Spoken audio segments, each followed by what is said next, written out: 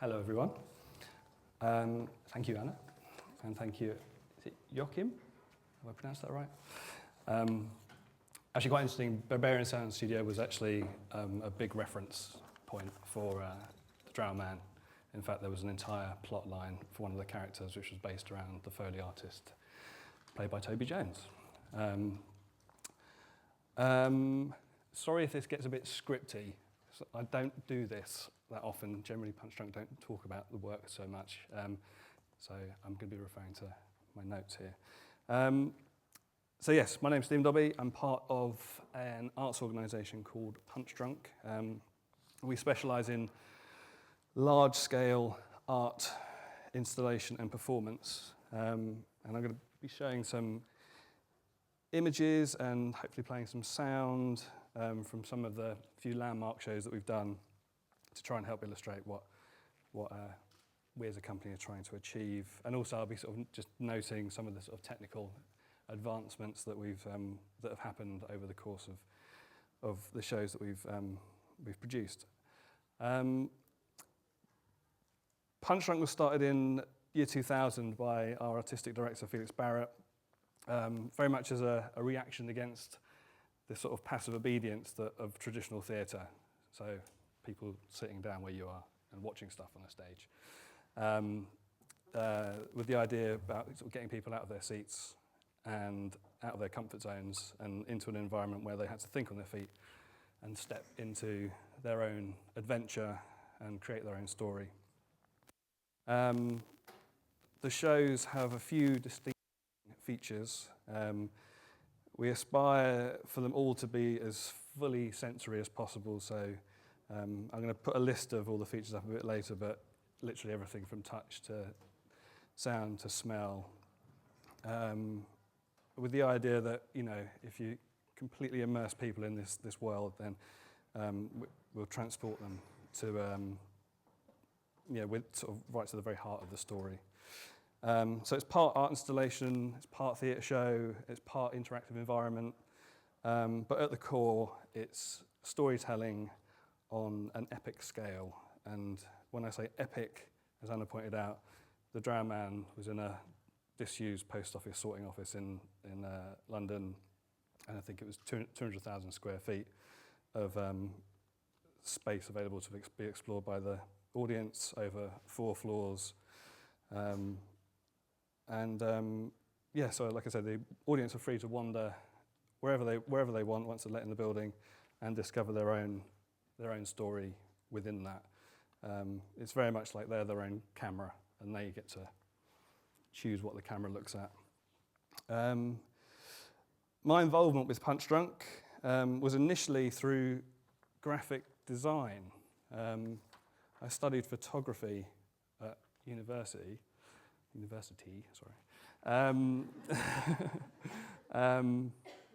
so a lot of the images you'll see up here, I've actually photographed and made as well. So Chair was the first. I'm going to kind of rush through history, so sorry if it's a bit breakneck. Chair was the first experience I had of Punchdrunk. It was in a room probably not that much bigger than this. No walls. It was all made out of canvas curtains and these really sort of cute installations. No, this one. There we go. On a shoestring budget, but I think I spent about an hour wandering around, just investigating and looking under things and smelling things and touching things, and but there was no sound in it, mainly because we didn't have any money, and also there were no performers in it as well, so it's just pure installation. The next show was a version of the Tempest. It did have sound in it. I wasn't involved, and it was only played in one space at one particular time. And I believe a piece of music was part of the Le Maire by Debussy. The next production, Jesus Christ, this one. So this was the Tempest.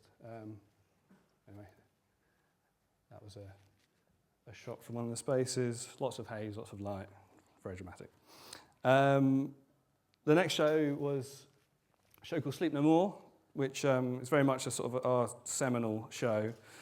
There was sound in this one, and I was involved. Sound was very much at the heart of this project. Legend tells of our artistic director Felix Barrett turning up on our then producer's doorstep with Macbeth in one hand and a collection of Bernard Herrmann's scores for Alfred Hitchcock films in the other, and a clear vision of sort of fusing the two, which is where I came in. So aside from my interest in graphic design, I also had a very keen interest in music. During my teens, I collected a lot of vinyl, sort of mostly hip-hop and funk and soul records. So listening to hip-hop music, I thought, I could probably make that.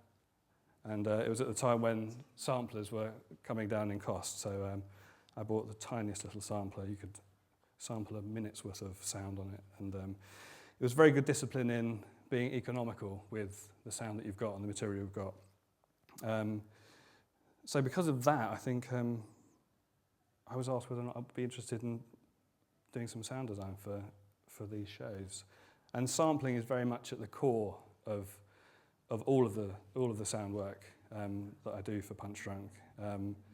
As I'm not sort of musically trained in any way, so it's very much about, you know, finding sounds from wherever you can and manipulating them and layering them and warping them and bending them to whatever, you know, through trial and error, whatever sounds right and whatever is appropriate for the scene, for the show, for the story, and for the overarching narrative.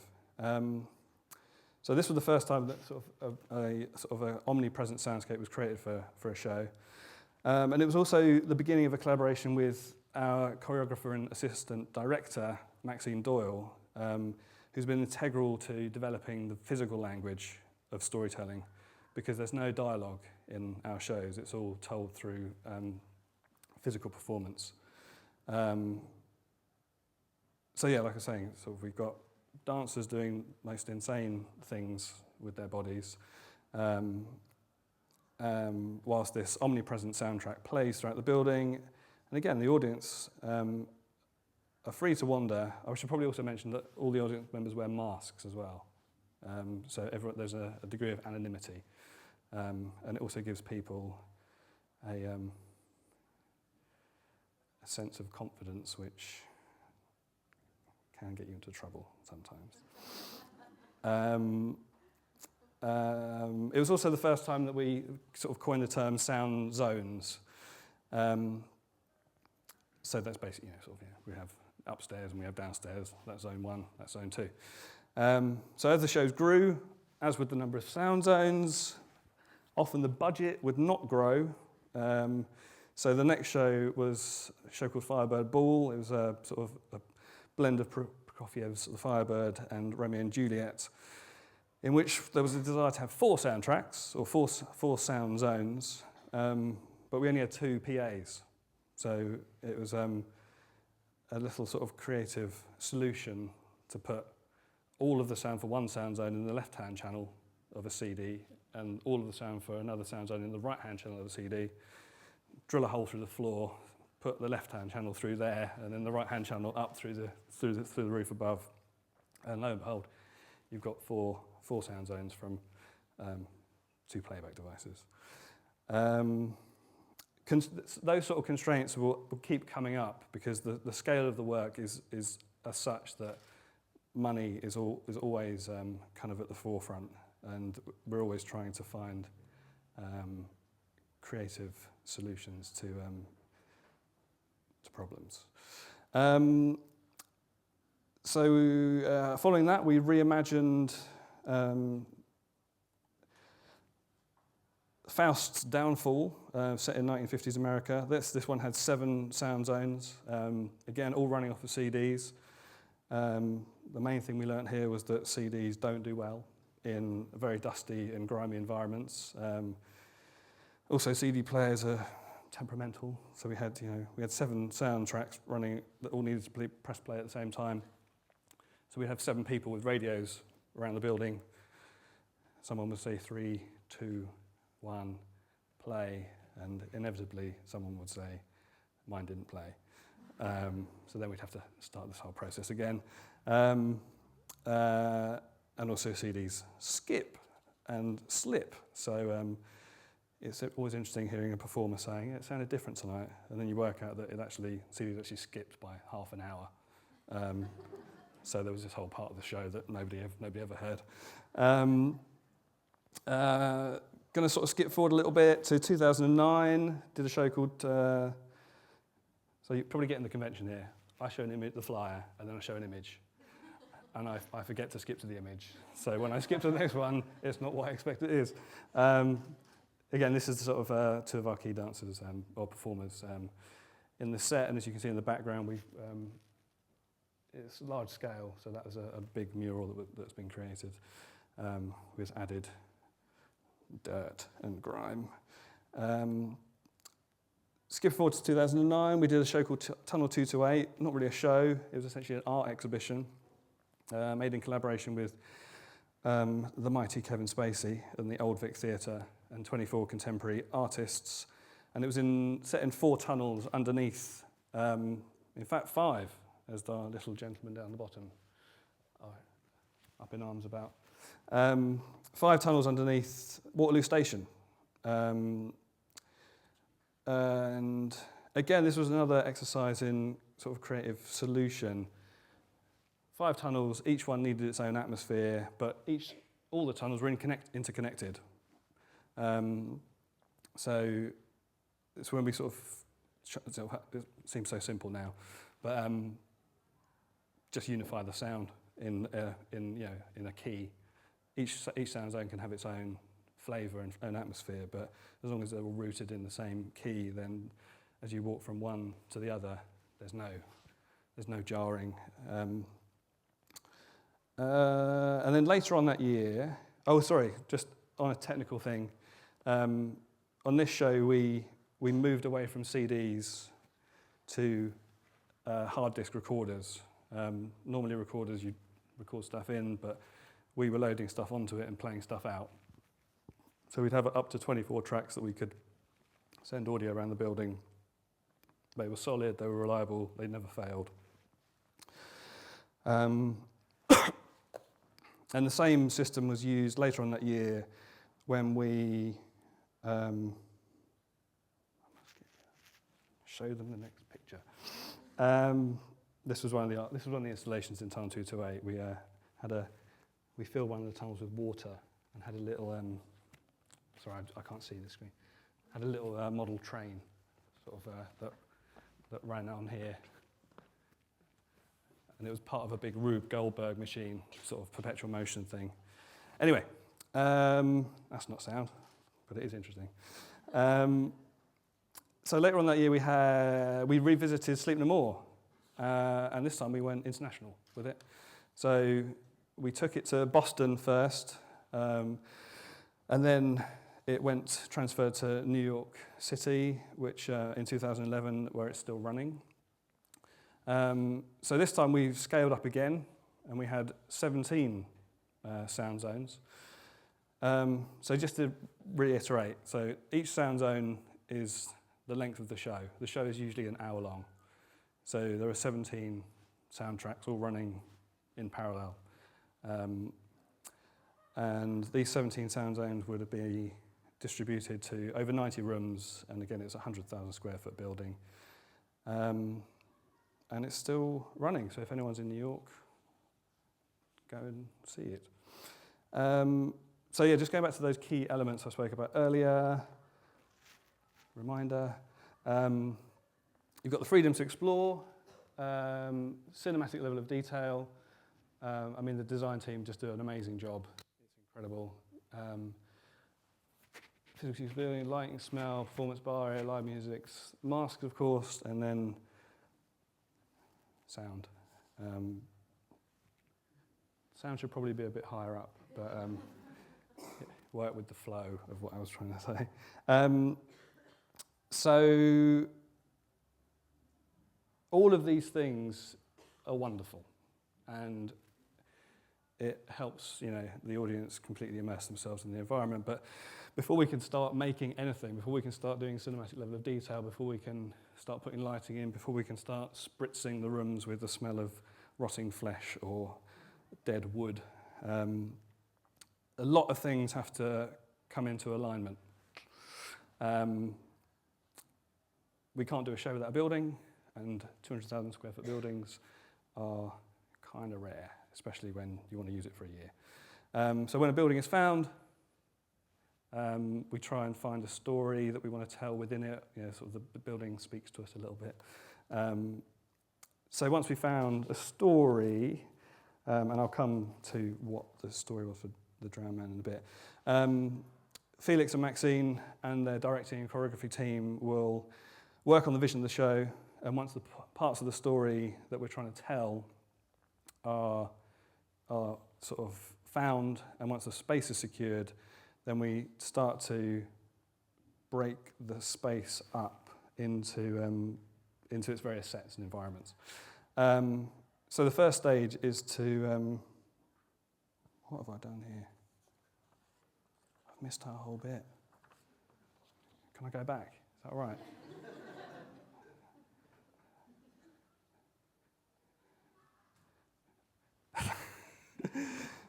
So all of these elements came together, again, for The Drowned Man, which, as we all know, was staged across 200,000 square feet of disused postal sorting office in Paddington, and it was the most recent and ambitious show to date.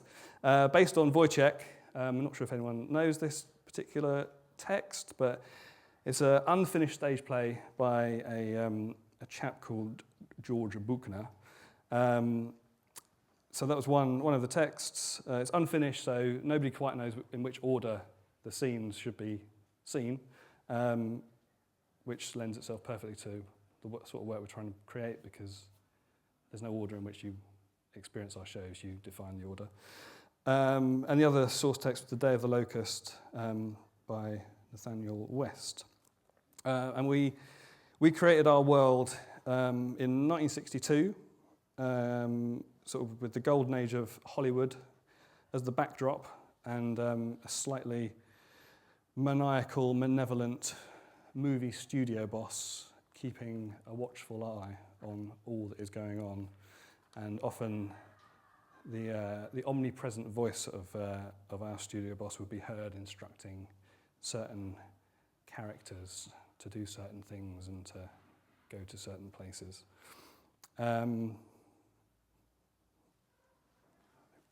Alignment thing, which we know about.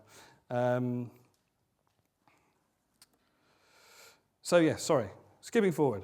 We break it up into the various environments. I know I said I wouldn't move out the light, but I'm going to move out the light. This is out of focus, but also this is a map of one floor out of 4. And hopefully you can see that it's all been broken up into, each coloured bit is a different sound zone.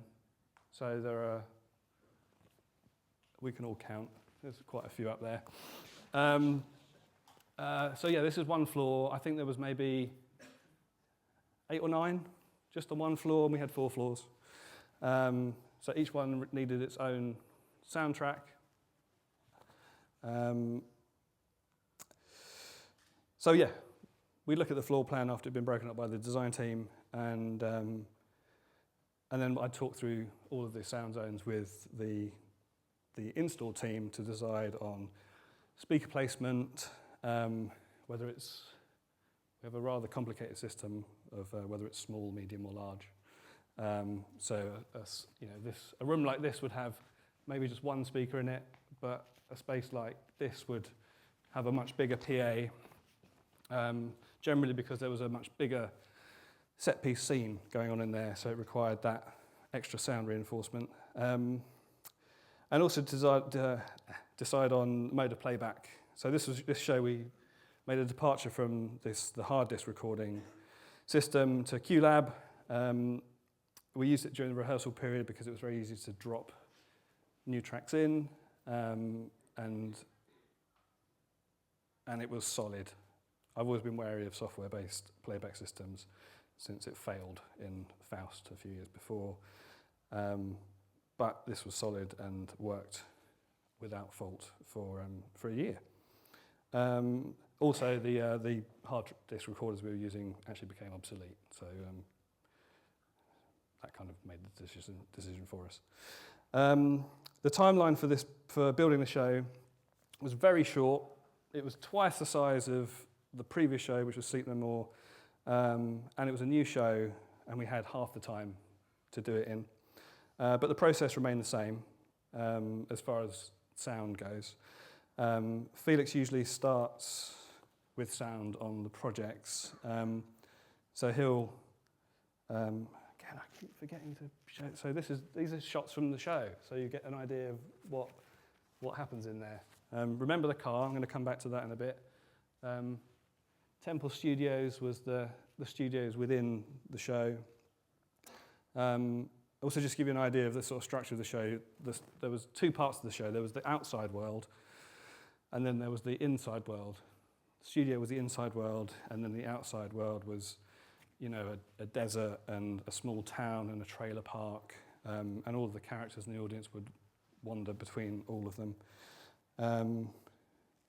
Again, just another scene.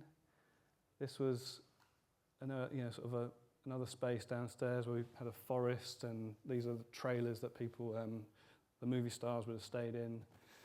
Sort of throwing themselves around.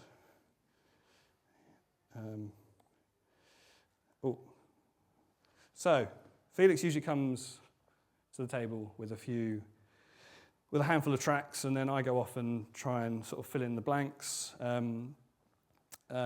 Years and years ago, when trying to source music, this was before the internet was really anything, we'd have to phone up, sort of rare record collectors to find certain tracks, because the one thing we're always looking for is, as far as sort of music choices for the show, are things that are well known but obscure.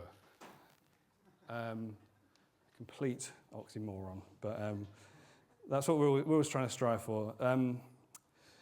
And so, resources like Last.fm and Spotify become, completely invaluable for locating the right piece of music for telling the story.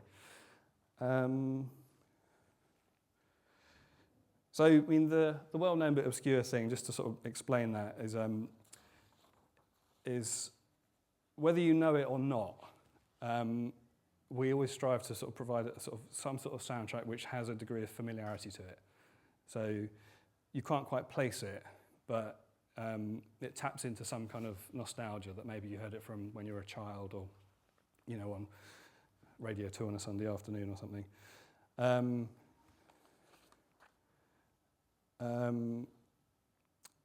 But yeah, so these songs which Felix would bring to the table,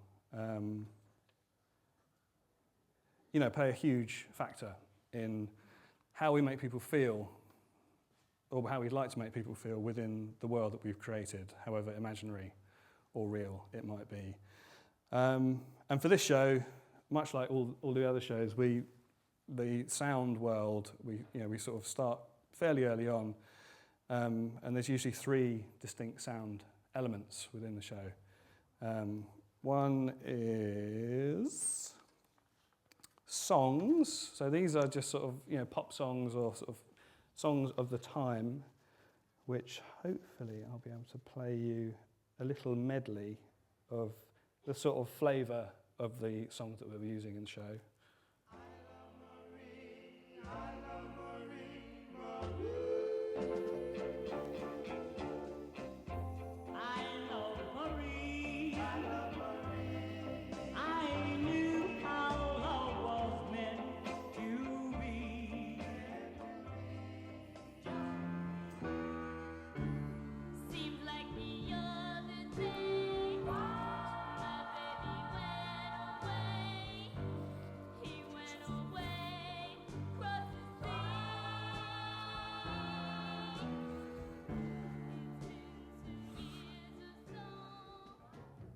I'm going to have to,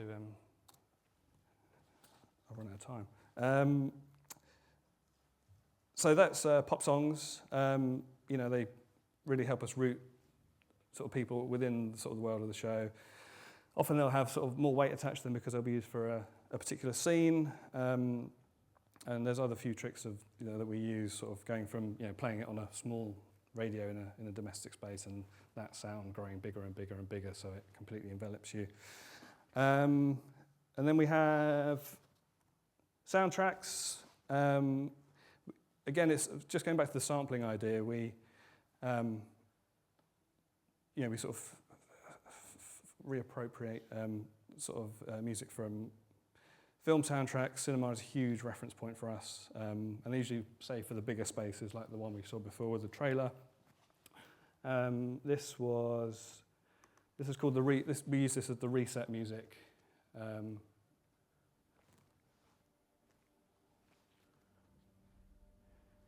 So, like I said, the show's now long, but it loops 3 times. So, at the top of each hour, this music will play on every single sound zone. So every performer knows that that's the end of loop 1, and they reset their character. So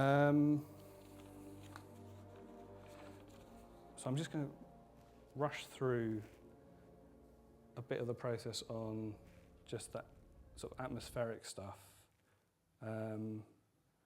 So this would be soundscapes. So the top floor of the show was a big desert. So just I'll play this while I'm talking. That's the wrong one. Sort of this was the area outside of the studio. It was sort of full of these sort of drifters and cowboys and generally unsavoury types. So it was quite a very barren, arid place. Sort of imagining beyond what we see in the space, that there was sort of industry in the background and sort of oil. Forget what they're derricks, I think they're called.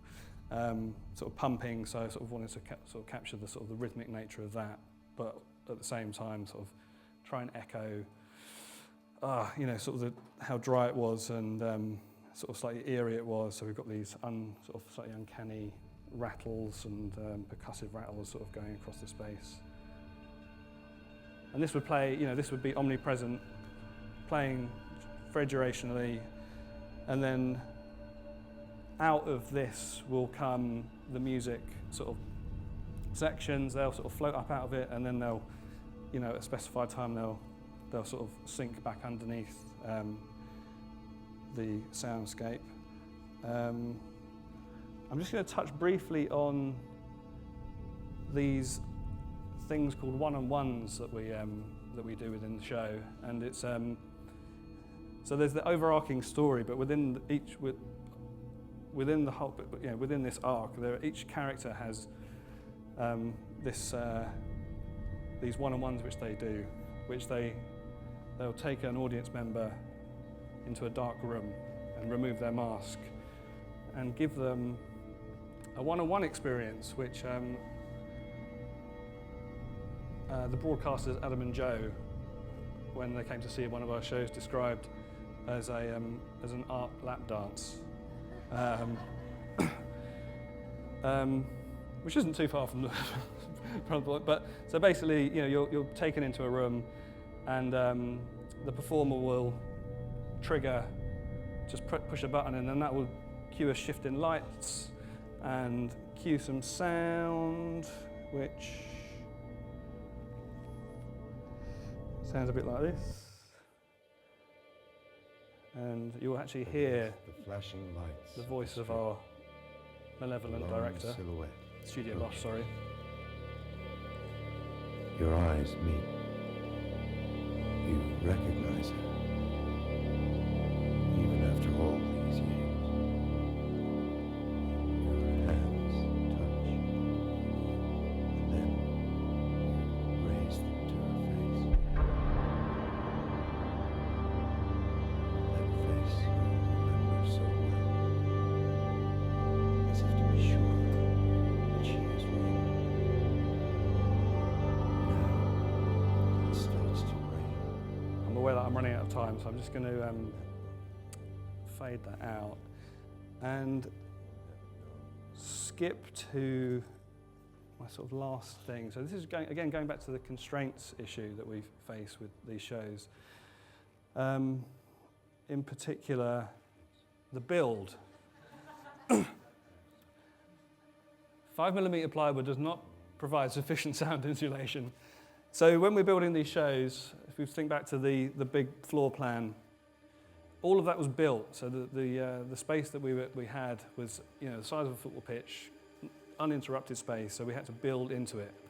The cheapest way to do that is to build theatrical flats, which is 3x1 with a 5mm piece of plywood on top of it. Very cheap to build, very effective, but completely useless at stopping sound bleed between the different sound zones. So I just want to quickly run through this.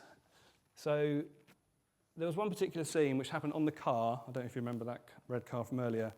Two performers. It's a really physical kind of love duet type thing. At one point, the male performer throws himself off a car. So what we normally do when there's such a big scene like that is to counter it with a much smaller sort of soundtrack. So the soundtrack that was playing for that was literally just playing off the car radio. So we had a speaker put in the car. So they'd get in and they turn it up and then they start the performance. But that car is within a much bigger environment where there is a soundtrack playing, a sort of atmospheric soundtrack playing. And then, you know, sort of 50 meters away, there's another scene happening in a room between two other characters. And then 50 meters in the other direction, there's another scene happening, a fight scene happening between two other characters. And we each one needed its own flavor, but we couldn't, they couldn't have their own song each, because you just have this horrible clash of sound and music. And so we had the car, sound playing on the little transistor radio. As the scene played out, that sound went slightly bigger and started playing over the bigger sound system. The scene in the room had exactly the same song, but it was playing off a little transistor radio. So, we're sort of imbuing that space with its own flavour and atmosphere. But the real trick was the fight that was happening over in a forest. So how to sort of give that its own flavour and sort of set the tone for that part of the story. Last bit, I promise. So this was the song that was playing on the radio. Again, it's just another doo-wop track. By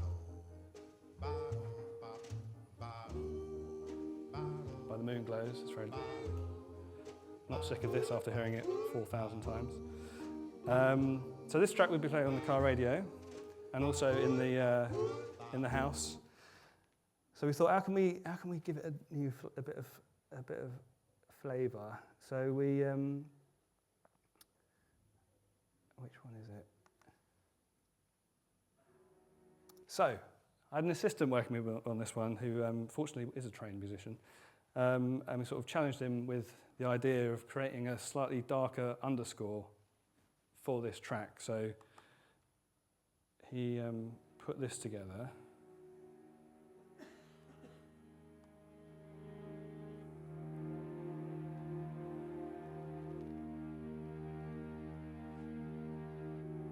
You get the idea, and then when played together, I'm just going to skip through.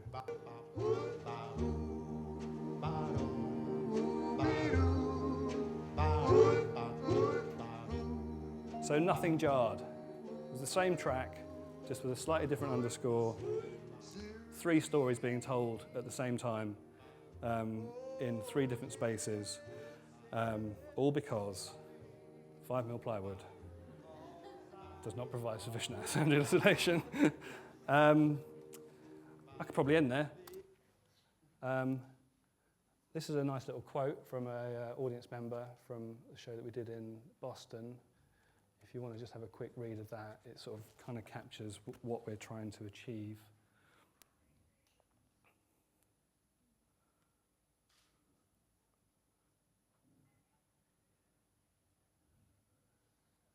And that's all I got, folks.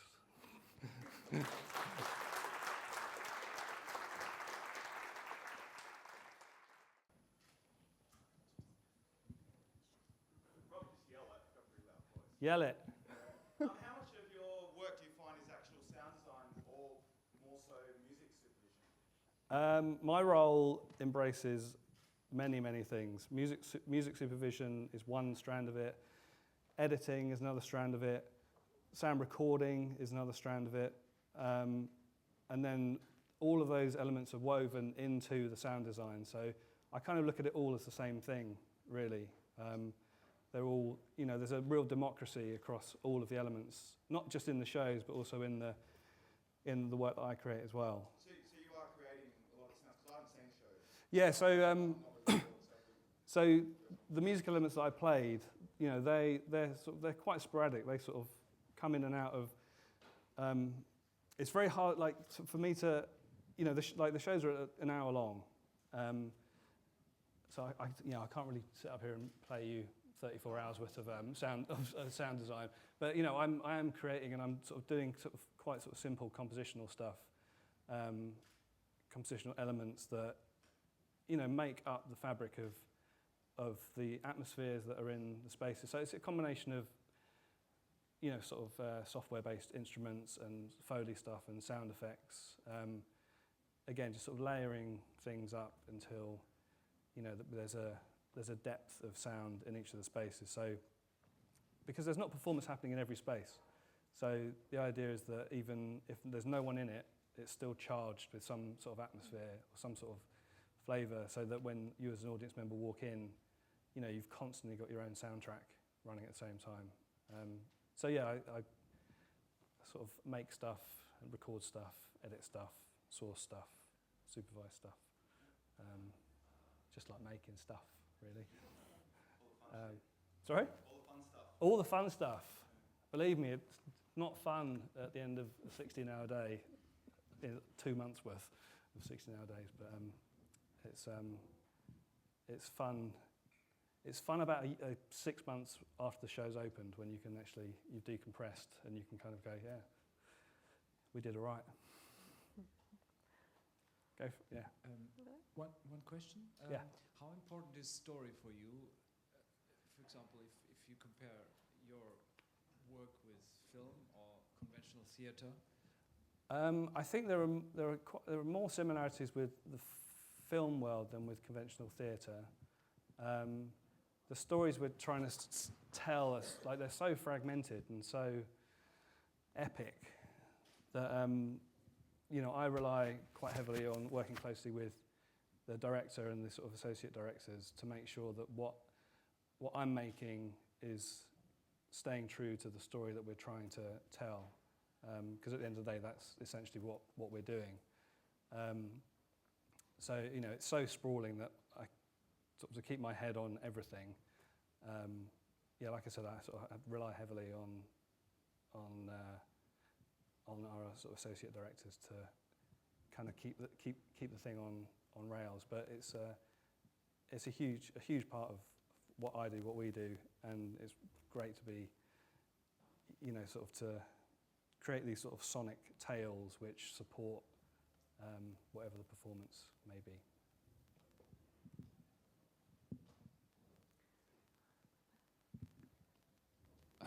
Hi. Sorry. I might be taking a bit of a gamble here. Was it, forgive me if I've got this wrong, was it Punchdrunk that did the collaboration with Adam Curtis? Yes, it felt like a kiss. It felt like a kiss. Yeah, and, yeah. And Massive Attack were involved in that? Not that one. No. Damon Albarn was the musical collaborator on. I just wondered if you'd be able to tell us a little bit about the Adam Curtis piece, because obviously as a filmmaker he's visually and he's kind of interesting. I just wondered. He's very interesting, and Yeah. also his curation of music was completely fascinating. He's a machine. I don't think he sleeps. I think he just sits at an editing station 24 hours a day. It's, he'd go away at the end of the day and then he'd come back with a complete re-edit with new music and new sound. So just to explain, Adam Curtis made a film called It Felt Like a Kiss. And you must forgive me, I've sort of slightly forgotten exactly the specifics of what it was about, but it was a lot of sort of conspiracy theory sort of stuff in the 50s and 60s, a lot of CIA, their involvement with, sort of the top dudes at Al-Qaeda and Saddam Hussein. And he'd made this film, all constructed purely from documentary footage that he found at the BBC. And there was this idea of sort of transposing this film into a building-wide experience. So yeah, we sort of embarked on creating installations, and there was no performance in it, but the general vibe, general atmosphere was just this idea of sort of very claustrophobic and somebody watching you the whole time. And we created these, it was very elaborate sort of street scenes and domestic scenes. I mean, at one point we were chased by somebody with a chainsaw, which we don't normally sort of do that kind of sort of slightly schlocky sort of thing, but it was very effective. To the point that, sort of one point somebody picked up a fork off a table and was ready to defend themselves against this guy. And as the show sort of descended into the basement, you started off in groups of 10 or 20, I think it was, but by the end you were on your own, and it was very much about this isolation that you're in this big wide world on your own, and you had to walk through essentially what was a walk of terror,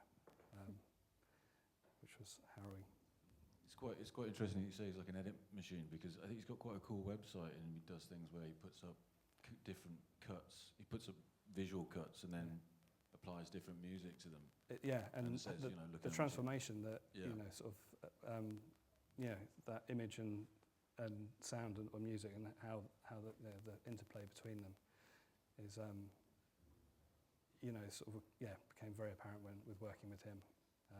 It was an interesting experience working with him, because he's it's very much about him, so it was interesting negotiating the collaborative process, and sort of halfway through there was a realization that for this project to work, everyone that was on board needed to do the thing that they were going to do. So he relinquished a little bit of control of the sound world, which then I got to work with. Damon Albarn had made his stuff, but he'd also provided us with the stems so we could deconstruct the music that he'd made, so we could use them as and how we wanted. Because as much as you can write down on paper what you want this thing to be, whether it's a film, whether it's a TV show, whether it's a immersive theatrical experience, it's not until you actually are on site, are in the space, or you're watching it, that you start to make sense of it. And about halfway through, we realised that we needed to sort of shift the way we were working. So we could tell the story a bit better. Great. Thank you very much. I think we'll have to break there. Is that right? Do we have a time for another one? No? That's it. Fortunately, we have to take a break. But thank you so much, Stephen, for the talk. Amazing. Very impressive.